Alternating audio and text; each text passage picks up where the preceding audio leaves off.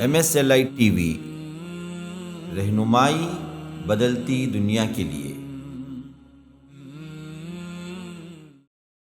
اللہ تبارک و تعالیٰ نے جہاں ہم لوگوں کو پوری زندگی ظلم کرنے سے، گناہ کرنے سے منع فرمایا ہے، اسی طرح خصوصاً ان 4 حرمت والے مہینوں میں بھی اپنی جانوں پر ظلم کرنے سے منع فرمایا ہے۔ انہی حرمت والے مہینوں میں سے ایک مہینہ ماہ محرم الحرام ہے۔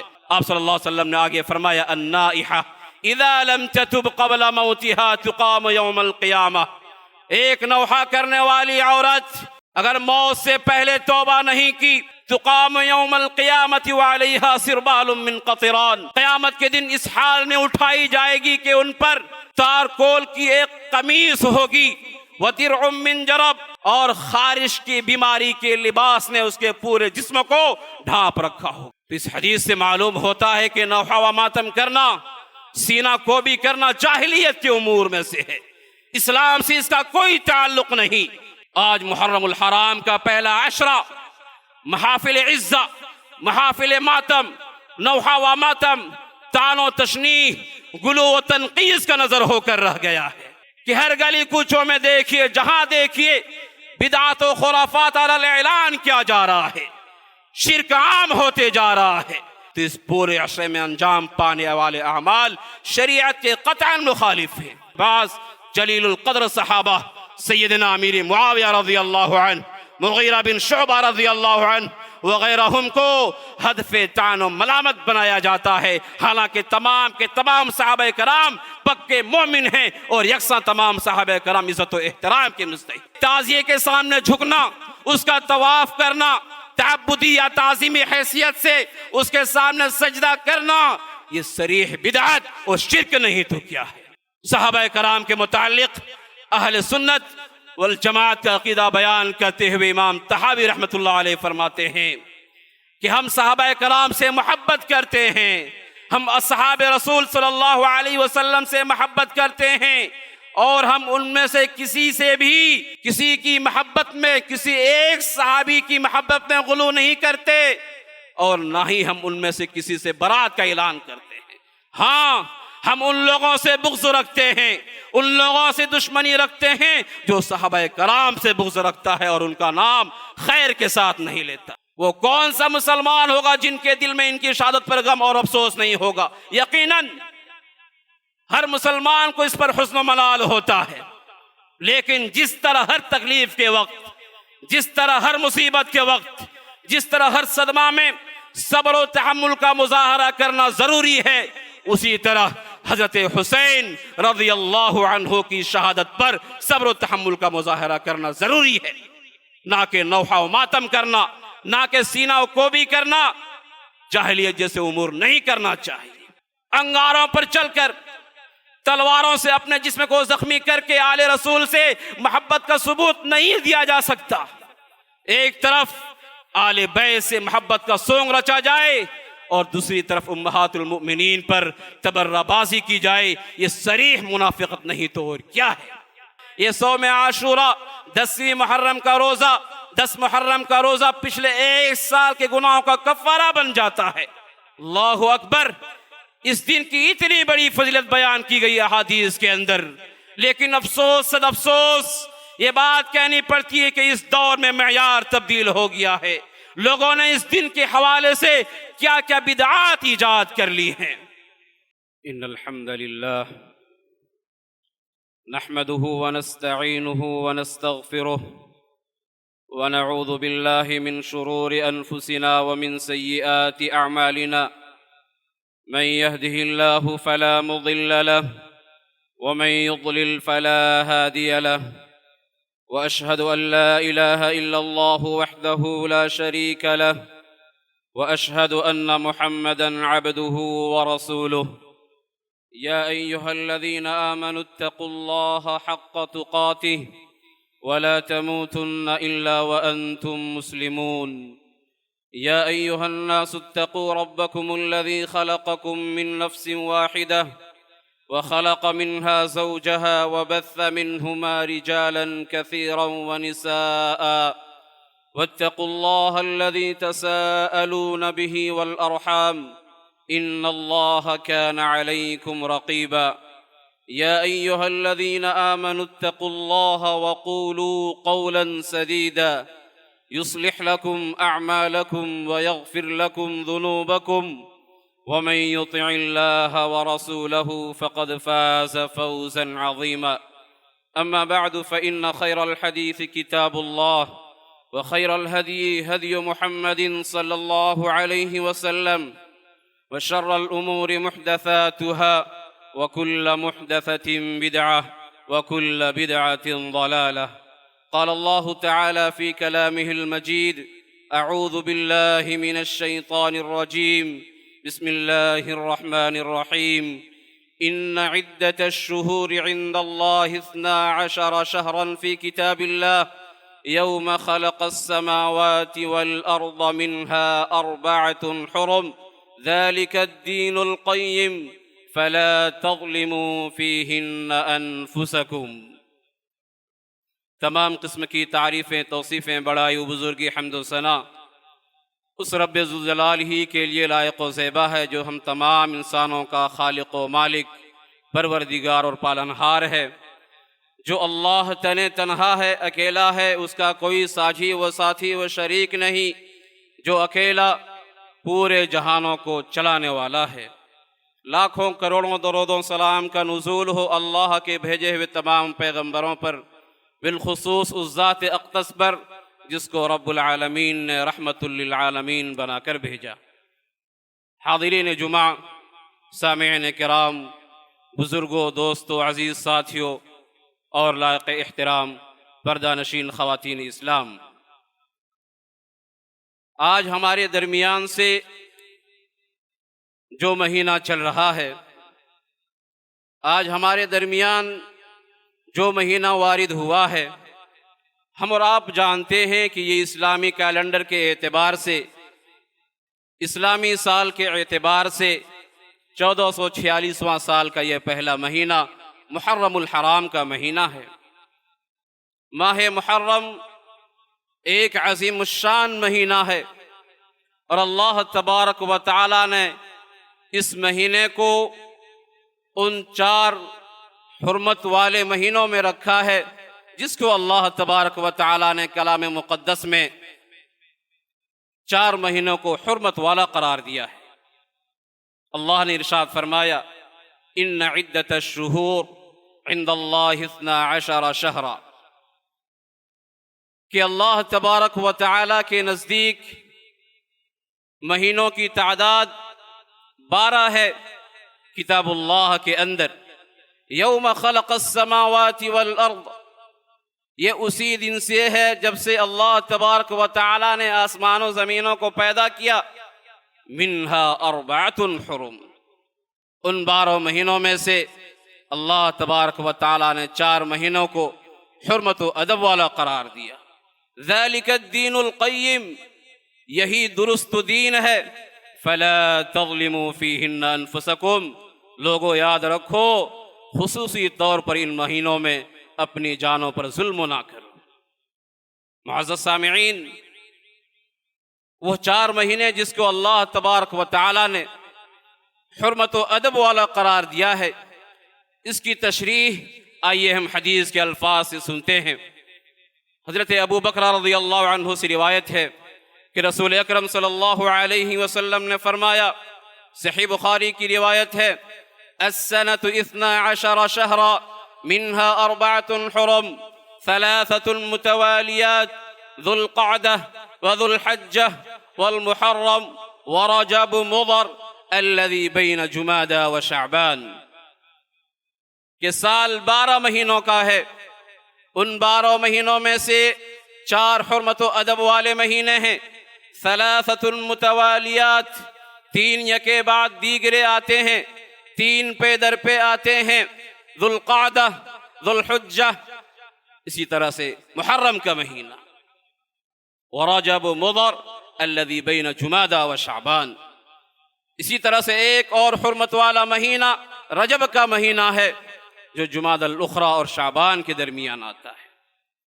حاضرین جمعہ، ان حرمت اور فضیلت والے مہینوں میں سے ایک مہینہ جسے ہم اور آپ گزر رہے ہیں ماہ محرم الحرام ہے، جس میں لڑائی جھگڑا، فتنہ و فساد، بدعات و خرافات، جنگ و جدال اور طرح طرح کے برائیوں سے منع کیا گیا ہے۔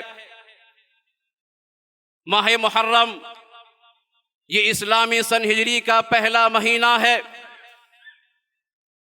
جس کی آمد، جس کی بنیاد رسول اکرم صلی اللہ علیہ وسلم کی واقعی ہجرت پر ہے، اور ہجرت کا یہ پورا واقعہ مظلومی و بے کسی کی ایک یادگار ہے۔ ہم مسلمانوں کی اسلامی سن ہجری کا یہ پہلا مہینہ ہے، جس کی آمد ہمیں یہ پیغام دیتی ہے، جس کی آمد ہمیں یہ تعلیم دیتی ہے، جس کی آمد ہمیں صبر و ثبات قدمی اور اپنے دین پر استقامت کا پیغام دیتی ہے، جس سے ہمیں یہ درس ملتا ہے کہ ایک مظلوم مسلمان اپنے دینی مشن میں کیسے آگے بڑھ سکتا ہے، اپنے دینی مشن میں کیسے کامیاب ہو سکتا ہے۔ معزز سامعین، اس نئے سال کی آمد پر بدعات و خرافات کرنے کے بجائے، نوحہ و ماتم کرنے کے بجائے، ماضی کے آئینے میں ہمیں اپنا محاسبہ کرنا چاہیے اور یہ سوچنا چاہیے کہ گزرے ہوئے سال میں ہم نے کیا کھویا، کیا حاصل کیا، کیا پایا۔ آخرت کی تیاری، دین سے وابستگی، قوم و ملت کی فلاح و کامرانی کی کوششوں، مستقبل میں کامیابی کے لیے اللہ تبارک و تعالیٰ کی دین کی نشر و اشاعت میں جو کمیاں اور کوتاہیاں رہ گئی ہیں، مستقبل میں کامیابی کے لیے حوصلے کے ساتھ آگے بڑھنے کی ضرورت ہے۔ انفرادی و اجتماعی زندگی میں کمزور پہلوؤں کی اصلاح کرنے کی ضرورت ہے۔ تو معزز سامعین، اللہ کے رسول صلی اللہ علیہ وسلم نے اس حدیث کے اندر فرمایا کہ 4 حرمت والے مہینے ہیں، جن میں 3 پیدر پہ آتے ہیں، یکے بعد دیگرے آتے ہیں، اور چوتھا اکیلا رجب کا مہینہ ہے۔ آئیے میں آپ کو بتاتے چلوں کہ اس میں کیا حکمت ہے۔ اس میں کیا حکمت ہے کہ حرمت والے مہینے ذوالقعدہ، ذی الحجہ، محرم یہ یکے بعد دیگرے ہیں، لیکن سال کے درمیان میں ایک مہینہ رجب کا بھی آتا ہے، جس کو اللہ رب العالمین نے حرمت و ادب والا قرار دیا۔ اس کی کیا حکمت ہے؟ حافظ ابن کثیر رحمہ اللہ اس کی حکمت میں فرماتے ہیں کہ ذوالقعدہ جو کہ حج والے مہینے سے پہلے آتا ہے، اس میں لوگ لڑائی جھگڑا قتال کو روک دیا کرتے تھے، بند کر دیا کرتے تھے۔ پھر اس کے بعد ذی الحجہ کا مہینہ آتا ہے، جس میں لوگ حج کے اعمال کیا کرتے تھے۔ پھر اس کے بعد ایک اور مہینہ حرمت و ادب والا محرم کا مہینہ، تاکہ لوگ امن اور سکون سے اپنے اپنے وطن کو لوٹ سکیں۔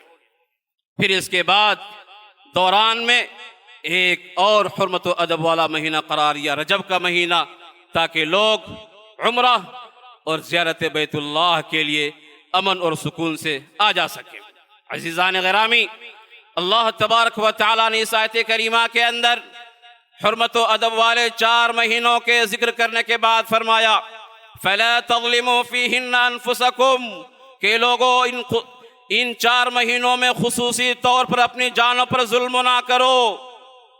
ہم اور آپ جانتے ہیں کہ ظلم تو پوری زندگی حرام ہے۔ اپنی جانوں پر ظلم کرنا، کسی غیر پر ظلم کرنا، کسی دوسرے پر ظلم کرنا، یہ تو اللہ تبارک و تعالیٰ نے ایک مسلمان کی پوری زندگی میں حرام قرار دیا ہے۔ سال کے 12 مہینوں میں اللہ نے حرام قرار دیا ہے، لیکن ان 4 مہینوں کی تقدس، ان کے ادب و احترام کی وجہ سے خصوصی طور پر رب العالمین نے ان مہینوں میں اپنی جانوں پر ظلم کرنے سے منع فرمایا ہے۔ اس ظلم سے کیا مراد ہے؟ ہم اور آپ اس ظلم سے کیا سمجھتے ہیں؟ اس ظلم سے مراد یہ ہے کہ لڑائی جھگڑا نہ کرو، قتل و غارت گری نہ کرو، قتال نہ کیا کرو۔ ارشاد گرامی ہے یسألونک عن الشہر الحرام قتال فیہ قل قتال فیہ کبیر، کہ اللہ کے رسول لوگ آپ سے آ کر حرمت والے مہینے میں لڑائی کے بابت سوال کرتے ہیں، آپ ان کو کہہ دیجئے کہ ان حرمت والے مہینے میں لڑائی جھگڑا کرنا گناہ کبیرہ ہے۔ زمانہ جاہلیت میں بھی لوگ ان 4 مہینوں کی حرمت و ادب کا خیال رکھتے تھے اور ان میں لڑائی جھگڑا، جنگ و جدال، فتنہ و فساد کو روک دیا کرتے تھے۔ ہمارے اسلام نے بھی ان کے ادب و احترام اور تقدس کو برقرار رکھا اور اعلان کر دیا کہ اس میں لڑائی جھگڑا کرنا گناہ کبیرہ ہے۔ اور اس ظلم سے مراد یہ بھی ہے کہ خصوصی طور پر ان 4 مہینوں میں اللہ تبارک و تعالیٰ کی نافرمانی سے بچو، کیونکہ ان مہینوں میں برائی اور نافرمانی کرنے کا گناہ کئی گنا بڑھ جاتا ہے۔ حافظ ابن کثیر رحمہ اللہ حضرت عبداللہ ابن عباس رضی اللہ عنہ سے نقل کرتے ہیں کہ یوں تو اللہ تبارک و تعالیٰ نے ظلم کو پورا سال حرام قرار دیا ہے، 12 مہینوں حرام قرار دیا ہے، لیکن ان 4 مہینوں کو خصوصی طور پر ذکر کیا، کیونکہ ان مہینوں کے اندر برائی، نافرمانی، گناہ، ظلم کا کئی گنا بڑھ جاتا ہے۔ بالکل اس کے برعکس نیکی اور عمل صالح کا اجر کئی گنا بڑھ جاتا ہے۔ امام قتادہ رحمہ اللہ فلا تظلموا فیہن انفسکم اس بارے میں فرماتے ہیں کہ حرمت و ادب والے 4 مہینوں میں ظلم کا گناہ اور بوجھ دوسرے مہینوں کی نسبت کئی گنا بڑھ جاتا ہے۔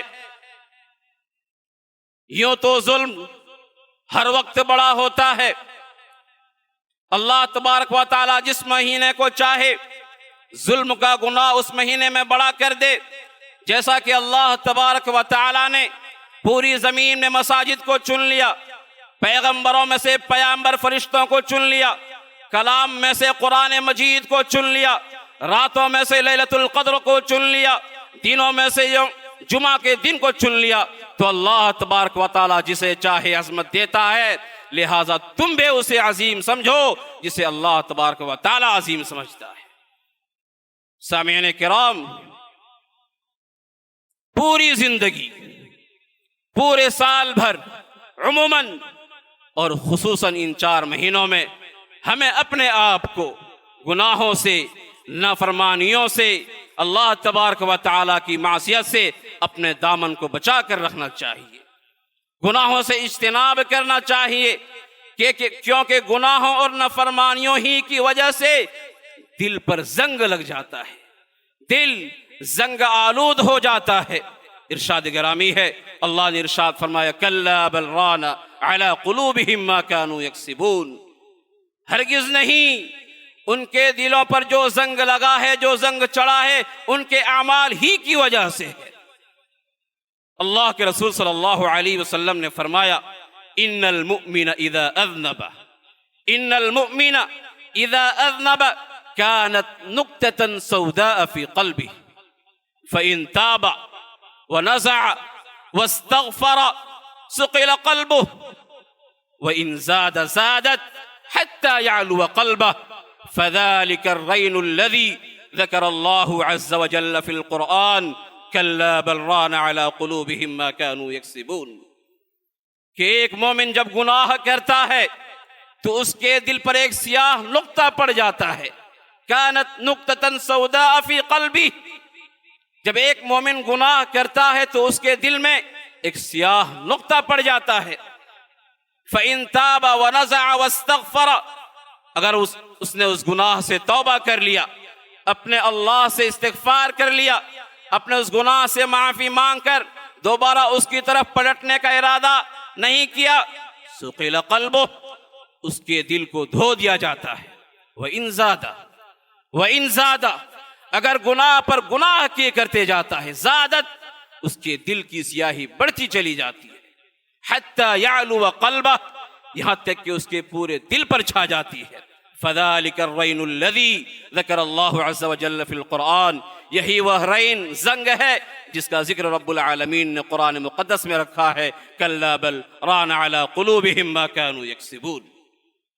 معزز سامعین، یاد رکھیں، گناہوں کی وجہ سے، نافرمانیوں کی وجہ سے، اللہ رب العالمین کی معصیت سے انسان کی زندگی پریشان حالی سے گزرتی ہے، انسان تنگ حالی میں زندگی گزارتا ہے، ایک انسان کو حقیقی چین و سکون نصیب نہیں ہوتا۔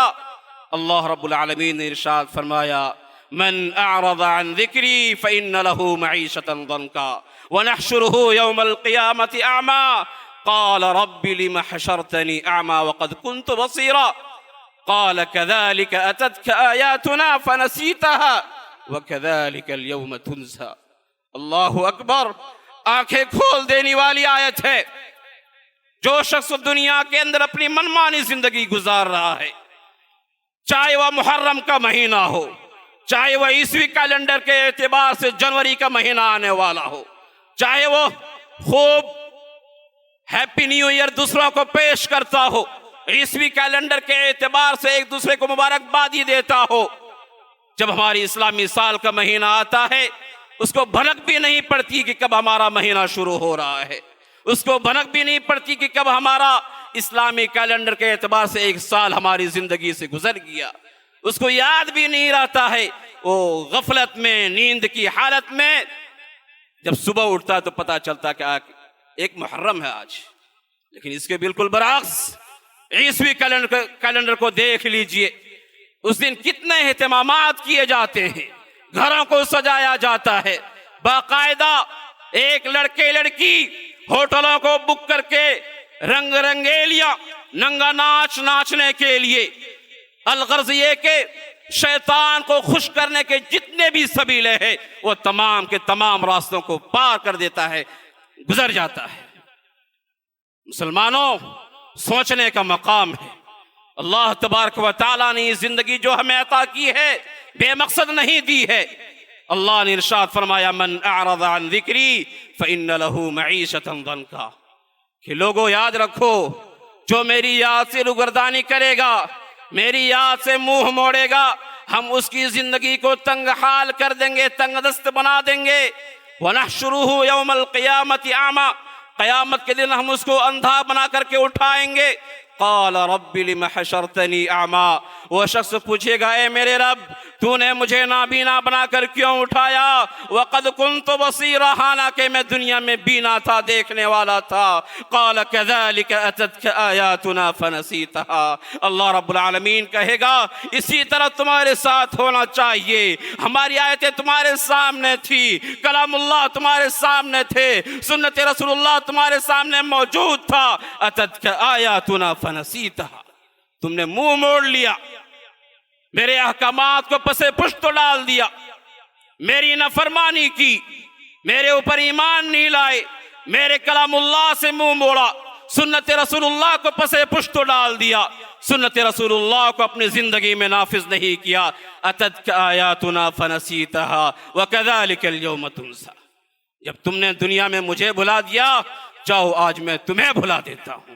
اللہ اکبر، دین الہی سے اعراض کرنے، آیت قرآنیہ کی تلاوت نہ کرنے، اس پر عمل نہ کرنے کی وجہ سے ہر چہار جانب سے اس کو تنگ دستی گھیر لیتی ہے، روزی کی کشادگی کے باوجود حقیقی چین و سکون نہیں ملتا، اس کا اطمینان تباہ ہو کر رہ جاتا ہے، اور مرنے کے بعد اس کی قبر بھی تنگ کر دی جاتی ہے، اور پھر برزخ کی طویل ترین زندگی بدبختی سختیوں میں گزرتی ہے۔ پھر اس کے بعد جب روز قیامت، روز محشر رب العالمین دوبارہ اٹھائے گا تو وہاں پر بصیرت اور بصارت دونوں سے اندھا ہوگا، والعیاذ باللہ۔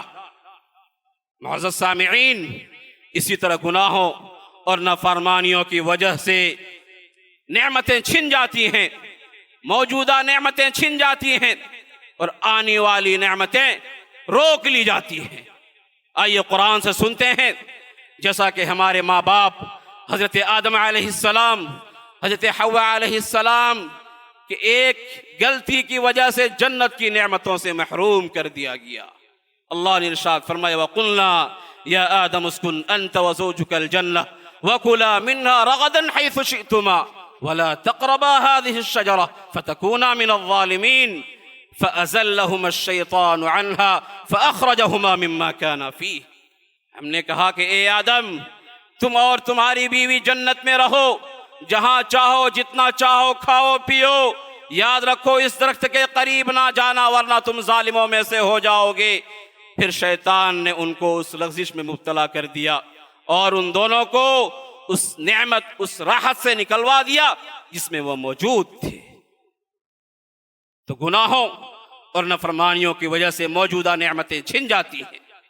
اسی طرح سے رب العالمین نے برائیوں کے برے انجام کے متعلق فرمایا، أَلَمْ يَرَوْا كَمْ أَهْلَكْنَا مِنْ قَبْلِهِمْ مِنْ قَرْنٍ مَكَّنَّاهُمْ فِي الْأَرْضِ مَا لَمْ نُمَكِّنْ لَكُمْ وَأَرْسَلْنَا السَّمَاءَ عَلَيْهِمْ مِدْرَارًا وَجَعَلْنَا الْأَنْهَارَ تَجْرِي مِنْ تَحْتِهِمْ فَأَهْلَكْنَاهُمْ بِذُنُوبِهِمْ وَأَنشَأْنَا مِنْ بَعْدِهِمْ قَرْنًا آخَرِينَ۔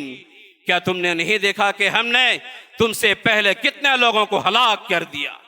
مَكَّنَّاهُمْ فِي الْأَرْضِ مَا لَمْ نُمَكِّنْ لَكُمْ، ہم نے انہیں زمین میں وہ قوت دی، وہ سطوت عطا کی، وہ بادشاہت عطا کی جو تمہیں نہیں عطا کی۔ وَأَرْسَلْنَا السَّمَاءَ عَلَيْهِمْ مِدْرَارًا، ہم نے ان پر موسلادھار بارشیں نازل فرمائیں، بارشوں کا نزول فرمایا۔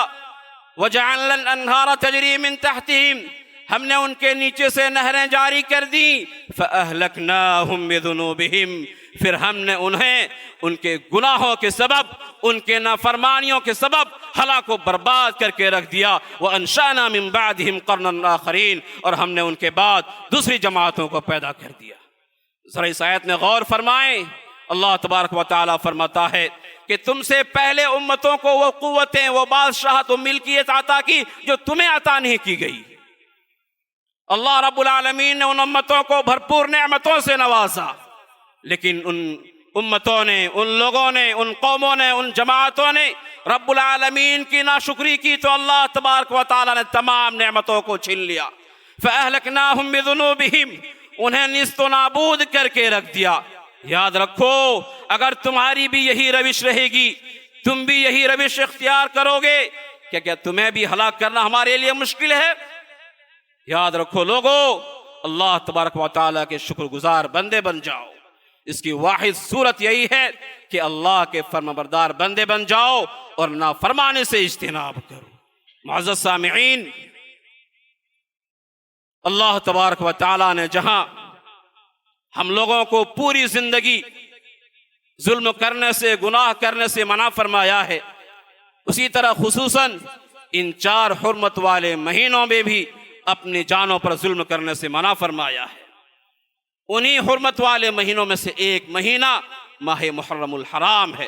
آئیے میں آپ لوگوں کے سامنے محرم الحرام کے حوالے سے 2 باتیں عرض کر دینا مناسب سمجھتا ہوں۔ ہم اور آپ جانتے ہیں، ہمیں معلوم ہے اور ہم دیکھ بھی رہے ہیں سڑکوں پر، گلیوں میں، کہ ماہ محرم میں کئی لوگ ماتمی لباس پہن کر نوحہ و ماتم کرتے ہیں، سینہ کو بھی کرتے ہیں۔ یہ بھی ظلم کی ایک قسم ہے جس سے منع کیا گیا ہے۔ ان اعمال کے متعلق اللہ کے رسول صلی اللہ علیہ وسلم نے فرمایا، 4 فی امتی من امر الجاہلیہ لا یترکونہن، 4 فی امتی من امر الجاہلیہ لا یترکونہن، الفخر فی الاحساب والطعن فی الانساب والاستسقاء بالنجوم والنیاحہ، وقال النائحة إذا لم تتب قبل موتها تقام يوم القيامة وعليها سربال من قطران ودرع من جرب۔ ان اعمال کے متعلق اللہ کے رسول صلی اللہ علیہ وسلم کی حدیث سنیے۔ جو لوگ ماہ محرم میں نوحہ و ماتم کرتے ہیں، سینہ کو بھی کرتے ہیں، رسول اللہ صلی اللہ علیہ وسلم کی حدیث سنیے۔ جاہلیت کے 4 امور میں سے، 4 کاموں میں سے میری امت کے لوگ، کچھ لوگ ایسے بھی ہوں گے جنہیں ان 4 امور کو چھوڑنے پر تیار نہیں ہوں گے۔ اللہ اکبر، 4 فی امتی من امر الجاہلیہ لا یترکونہن، جاہلیت کے کاموں میں سے 4 کام میری امت میں ایسے ہوں گے جنہیں لوگ چھوڑنے پر تیار نہیں ہوں گے۔ الفخر فی الاحساب، پہلی چیز حسب، قومیت کی بنا پر فخر کرنا۔ والطعن فی الانساب، کسی کے نسب میں طعنہ زنی کرنا۔ والاستسقاء بالنجوم، ستاروں کے ذریعہ قسمت کے احوال معلوم کرنا یا ستاروں کے ذریعہ بارش طلب کرنا۔ والنیاحہ، چوتھی چیز نوحہ و ماتم کرنا. وقال، آپ صلی اللہ علیہ وسلم نے آگے فرمایا، النائحہ اذا لم تتب قبل موتها تقام یوم القیامہ. ایک نوحہ کرنے والی عورت اگر موت سے پہلے توبہ نہیں کی، انتقال کر گئی، تقام یوم القیامت وعلیہا سربال من قطران، قیامت کے دن اس حال میں اٹھائی جائے گی کہ ان پر تارکول کی ایک قمیص ہوگی، وَدِرْعٌ مِّن جَرَب، اور خارش کی بیماری کے لباس نے اس کے پورے جسم کو ڈھانپ رکھا ہوگا. تو اس حدیث سے معلوم ہوتا ہے کہ نوحہ و ماتم کرنا، سینہ کو بھی کرنا جاہلیت کے امور میں سے ہے، اسلام سے اس کا کوئی تعلق نہیں. آگے سنیے، رحمت للعالمین جو پوری دنیا والوں کے لیے رحمت بنا کر بھیجے گئے تھے، وہ ان اعمال کے کرنے والوں سے لا تعلقی کا اظہار کرتے ہوئے فرماتے ہیں، بخاری کی روایت ہے، لیس منا من لطم الخدود وشق الجیوب ودعوی بدعوی الجاہلیہ، کہ وہ شخص ہم میں سے نہیں ہے جس نے اپنے رخساروں پر تماچے مارے. لیس منا من لطم الخدود وشق الجیوب، اپنے گریبانوں کو چاک کیا، ودعوی بدعوی الجاہلیہ، جاہلیت کے دعویٰ کے ساتھ پکارا، واویلا مچایا، مصیبت کے وقت موت اور ہلاکت کو پکارا. اس حدیث سے پتہ چلتا ہے کہ نوحہ و ماتم کو رسول اللہ صلی اللہ علیہ وسلم نے، شریعت اسلامیہ نے حرام قرار دیا ہے، اور ان اعمال کے متعلق اور ان اعمال کے کرنے والے سے رحمت للعالمین نے لا تعلقی کا اظہار فرمایا ہے. تو ہمیں اور آپ کو چاہیے کہ ان چیزوں کو چھوڑ دیں، ان بدعات و خرافات سے باز آ جائیں اور اللہ رب العالمین کے سامنے سچی توبہ کر لیں. معزز سامعین، آج محرم الحرام کا پہلا عشرہ محافل عزہ، محافل ماتم، نوحہ و ماتم، طعن و تشنیع، گلو و تنقیص کا نظر ہو کر رہ گیا ہے. اس پورے عشرے میں انجام پانے والے اعمال شریعت کے قطعاً مخالف ہیں. اس پورے عشرے میں انجام پانے والے اعمال شریعت کے قطعاً مخالف ہیں. معزز سامعین، ہم دیکھتے ہیں کہ ہر گلی کوچوں میں دیکھیے، جہاں دیکھیے بدعات و خرافات علی الاعلان کیا جا رہا ہے، شرک عام ہوتے جا رہا ہے، شرک علی الاعلان ہوتا جا رہا ہے. تو اس پورے عشرے میں انجام پانے والے اعمال شریعت کے قطعاً مخالف ہیں. ہم دیکھتے ہیں، افسوس تو اس وقت ہوتی ہے جب اہل سنت کہلانے والے مسلمانوں کا ایک بڑا حلقہ نوحہ و ماتم کا وہ شیعی انداز تو اختیار نہیں کرتا، مگر وہ ان 10 دنوں میں ایسے اعمال و خرافات ضرور کرتا ہے جن سے رفض تشیع کی ہم نوائی اور ان کے باطل مذہب کو فروغ ملتا ہے. سانحہ کربلا کو جس مبالغہ آرائی، رنگ آمیزی کے ساتھ پیش کیا جاتا ہے، صحیح تاریخی حوالے کے روشنی میں دور دور تک اس کا کوئی ثبوت نہیں پایا جاتا. حسین و یزید کی بحث میں بعض جلیل القدر صحابہ، سیدنا امیر معاویہ رضی اللہ عنہ، مغیرہ بن شعبہ رضی اللہ عنہ وغیرہم کو ہدف طعن و ملامت بنایا جاتا ہے، حالانکہ تمام کے تمام صحابہ کرام پکے مومن ہیں اور یکساں تمام صحابہ کرام عزت و احترام کے مستحق ہیں. معزز سامعین، سیدنا حسین رضی اللہ عنہ کے مزار اور گنبد کی نقل تیلیوں اور خبچیوں میں کاغذ چڑھا کر تعزیہ بنانا، انہیں گلی کوچوں میں لے کر پھرانا، مصنوعی کربلا میں لے جا کر دفن کر دینا اور اس پر بتاشے کھور میں ناریل پیسے چڑھانا، حاجت براری دفع بلیات کے لیے اس کے نیچے سے گزرنا، اس سے مدد مانگنا، اس کی روح کو حاضر و ناظر جاننا، یہ تمام کی تمام صریح بدعت اور شرک نہیں تو کیا ہے. علم اور شدے نکالنا، دودھ اور پانی کے سبیلیں لگوانا، اپنے بچوں کو ہرے رنگ کا کپڑا پہنا کر، ہری پگڑی پہنا کر، ہرے رنگ کا کپڑا پہنا کر سیدنا حسین رضی اللہ عنہ کا فقیر بنانا، اسی طرح سے تعزیے کے سامنے جھکنا، اس کا طواف کرنا، تعبدی یا تعظیمی حیثیت سے اس کے سامنے سجدہ کرنا، یہ صریح بدعت اور شرک نہیں تو کیا ہے. علی الاعلان شرک ہو رہا ہے ہمارے معاشرے کے اندر. बिदात और खुराफात टांगे फैलाती जा रही हैं। ना ही उनके बदन और जिस्म में कपकपी तारी होती इन खुराफात करते वक़्त, इन बिदात को करते वक़्त वो ये नहीं सोचते हैं कि रहमतुल लिल आलमीन जब हौज़े कौसर में अपनी उम्मतों को पानी पिला रहे होंगे, प्यासों को पानी पिला रहे होंगे, तो इस दीन में नई चीजें ईजाद करने वालों को वहां से दूर भगा दिया जाएगा। ये कहकर भगाया जाएगा जाओ जाओ, मेरे बाद तुमने दीन में नई चीजें ईजाद कर दी। उस वक्त उनका क्या हाल होगा। अल्लाहु अकबर। तो मुअज़्ज़ज़ सामिईन, इसी तरह से माह मुहर्रम में खुसूसन एक और जुल्म ये होता है, जरा गौर से सुने कि नबी करीम सल्लल्लाहु अलैहि वसल्लम के शागिर्दान गिरामी को, सहाबा किराम रज़ियल्लाहु अन्हुम अजमईन को बुरा भला कहा जाता है, उनको गालियां दी जाती हैं, उन पर सबो शतम किया जाता है। आइए सबसे पहले मैं सहाबा किराम के मुतालिक अहले सुन्नत वल जमात का अकीदा बयान कर दूं।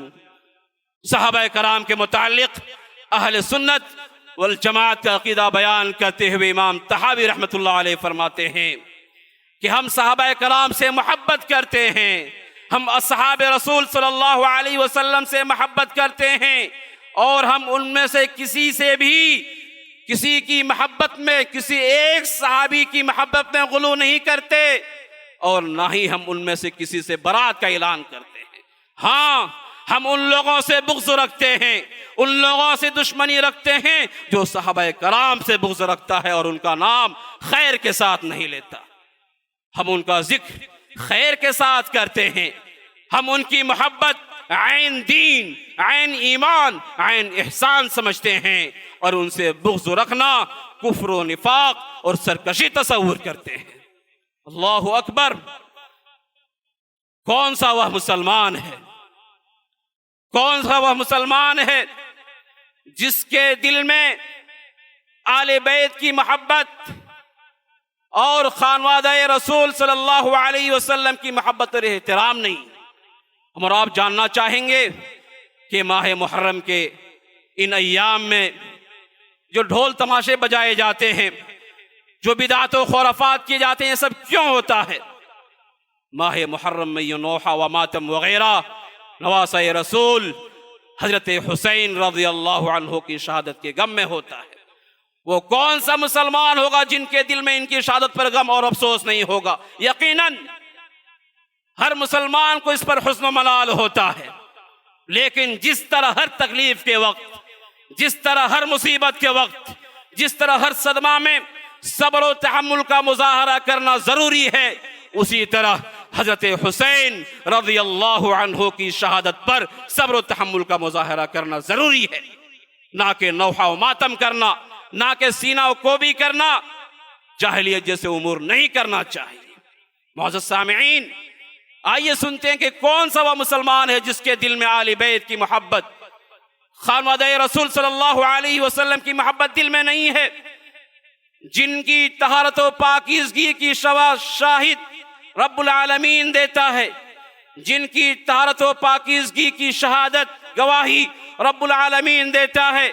इन्नमा युरीदुल्लाहु लियुज़हिब अन्कुमुर रिज्सा अहलल बैति व युतहिरकुम तत्हीरा। कि नबी के घरवालियों, अल्लाह तबारक व तआला तो यही चाहता है कि तुमसे हर किस्म की गंदगी को दूर कर दे और तुम्हें खूब पाक कर दे। तो आले बैत में सैयदना अली भी हैं, सैयदा फातिमा रज़ियल्लाहु अन्हा भी हैं, हसनैन करीमैन के साथ अज़वाज मुतहहरात रज़ियल्लाहु अन्हुम अजमईन भी शामिल हैं। हज्जतुल विदा से वापसी पर रसूल अकरम सल्लल्लाहु अलैहि वसल्लम ने फरमाया कि लोगों, मैं तुम में दो चीज़ें छोड़े जा रहा हूँ, मैं तुम में दो चीज़ें छोड़े जा रहा हूँ, एक अल्लाह की किताब और दूसरी चीज़ मेरे अहलो अयाल, और मैं तुम्हें अपने अहलो अयाल के बारे में अल्लाह का वास्ता देता हूँ। हाज़िरीन जुमा, हमें हुक्म दिया गया है कि हम रसूल अकरम सल्लल्लाहु अलैहि वसल्लम के साथ आले रसूल पर भी रहमत और सलामती की दुआ भेजें। अल्लाहुम्मा सल्लि अला मुहम्मद व अला आलि मुहम्मद, अल्लाहुम्मा बारिक अला मुहम्मद व अला आलि मुहम्मद। غایت درجہ محبت و احترام صحابہ کرام رضی اللہ عنہم اجمعین نے کیا. آل بیت سے انتہائی محبت صحابہ کرام رضی اللہ عنہم اجمعین نے کیا، سلف صالحین نے بھی کیا. حتیٰ کہ صدیق اکبر رضی اللہ عنہ فرماتے ہیں کہ محمد رسول اللہ صلی اللہ علیہ وسلم کے قرابت دار میرے نزدیک صلہ رحمی میں میرے رشتہ داروں سے کہیں زیادہ محبوب ہیں. اللہ اکبر. محمد رسول اللہ صلی اللہ علیہ وسلم کے قرابت دار رشتہ دار میرے نزدیک صلہ رحمی میں میرے رشتہ داروں سے کہیں زیادہ محبوب ہیں.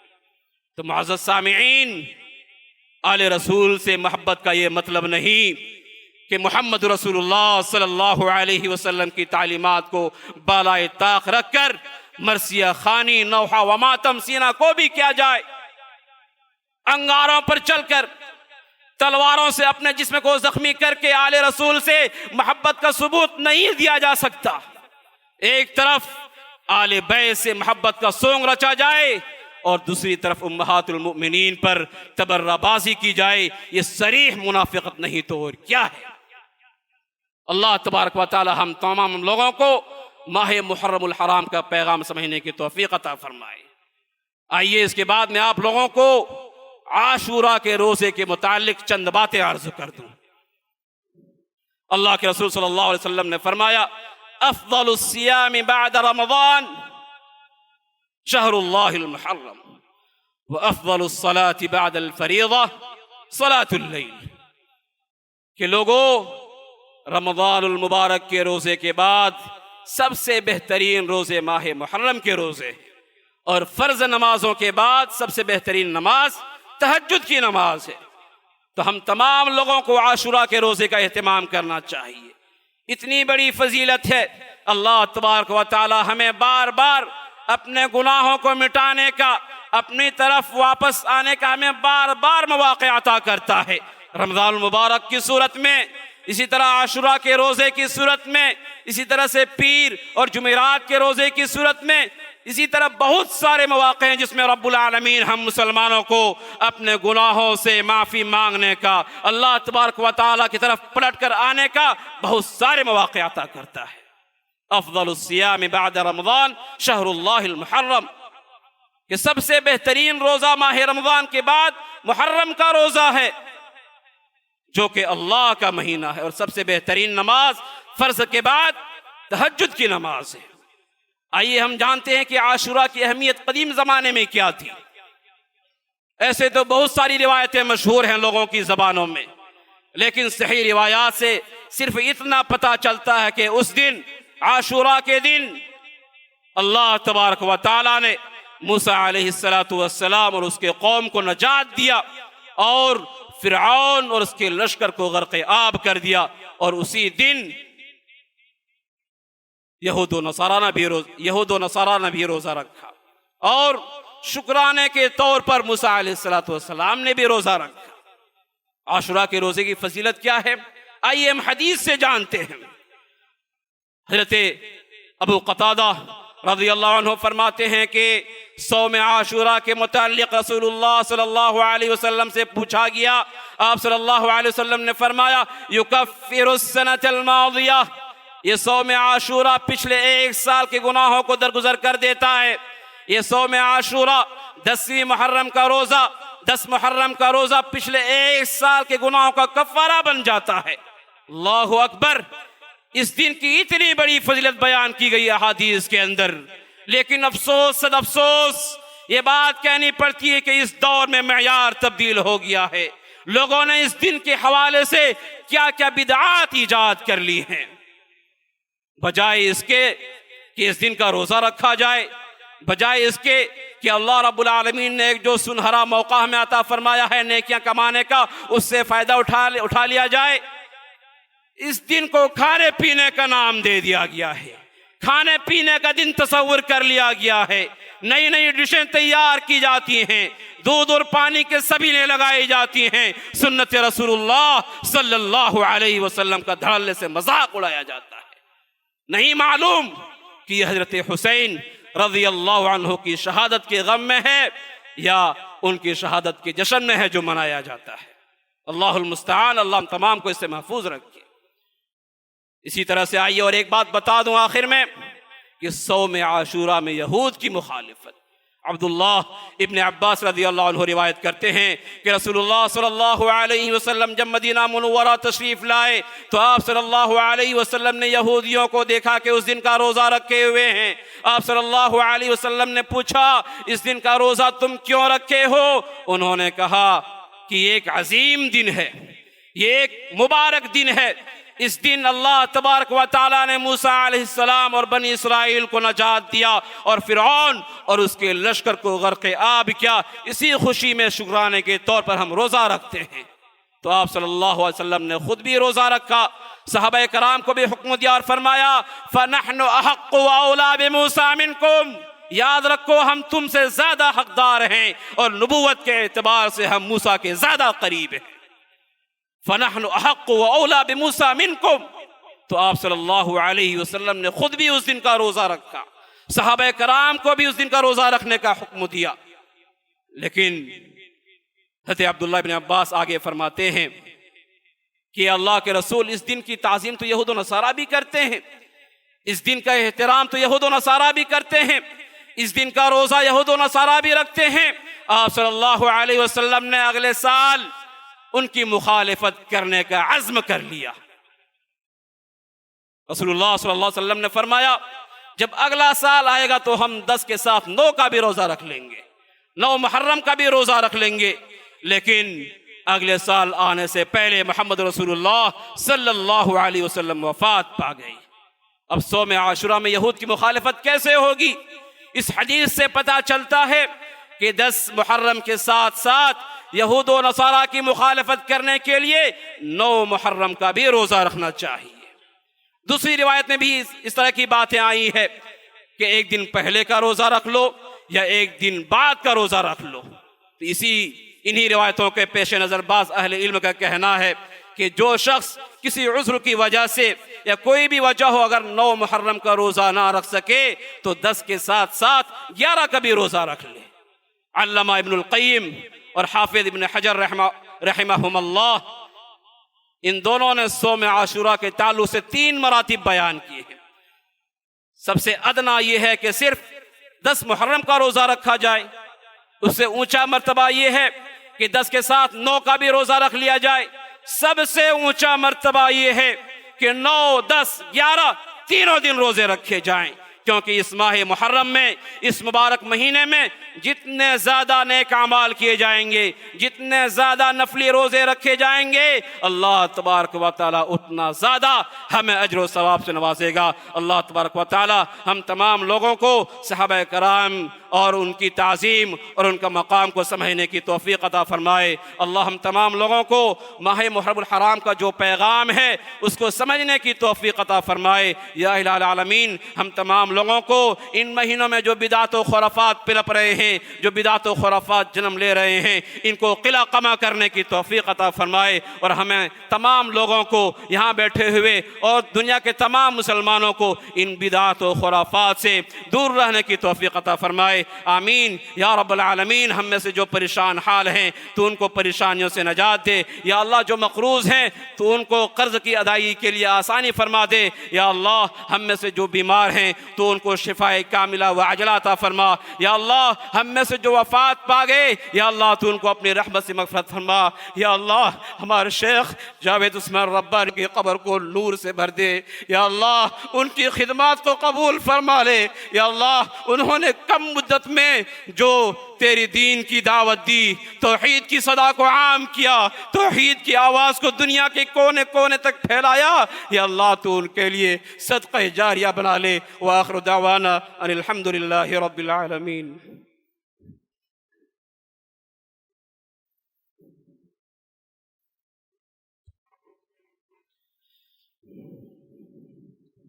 الحمد لله الذي لم يتخذ ولدا ولم يكن له شريك في الملك ولم يكن له ولي من الذل وكبره تكبيرا أشهد أن لا إله إلا الله وحده لا شريك له وأشهد أن محمدا عبده ورسوله أعوذ بالله من الشيطان الرجيم إن الله وملائكته يصلون على النبي يا أيها الذين آمنوا صلوا عليه وسلموا تسليما اللهم صل على محمد وعلى آل محمد كما صليت على إبراهيم وعلى آل إبراهيم إنك حميد مجيد اللهم بارك على محمد وعلى آل محمد كما باركت على إبراهيم وعلى آل إبراهيم إنك حميد مجيد عباد الله رحمكم الله إن الله يأمر بالعدل والإحسان وإيتاء ذي القربى وينهى عن الفحشاء والمنكر والبغي يعظكم لعلكم تذكرون اذكروا الله يذكركم وادعوه يستجب لكم ولذكر الله أكبر والله يعلم ما تصنعون السلام علیکم۔ محرم الحرام کا مہینہ چل رہا ہے اور 10ویں محرم کو بے شمار بدعات و خرافات کیے جاتے ہیں، تو اس سلسلے میں مسجد السلام میں ہفتے کے روز بعد نماز عشاء جماعت 8:45 ہے، عاشوراء میں روزہ یا تعزیہ، اس عنوان پر فضیلت الشیخ حافظ اسد اللہ عمری مدنی حفظہ اللہ خطاب کریں گے۔ مرد و خواتین کا دونوں کا انتظام ہے، جہاں تک ہو سکے یہ بات کو پھیلائیں، آپ خود بھی آئیں اور ان بدعات و خرافات کو اپنی زندگی سے دور کریں۔ جزاکم اللہ خیرا۔